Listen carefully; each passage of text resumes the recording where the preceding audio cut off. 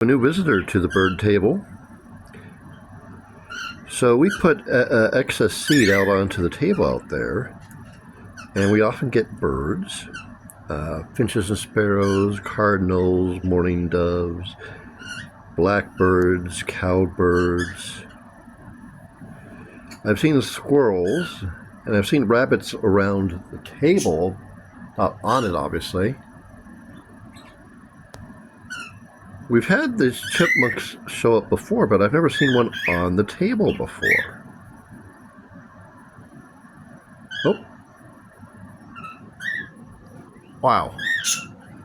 It can move pretty fast when something spooks it, can't it?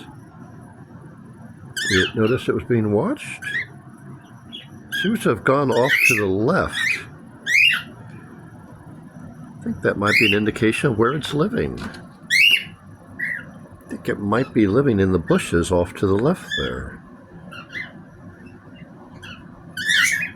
Pretty neat.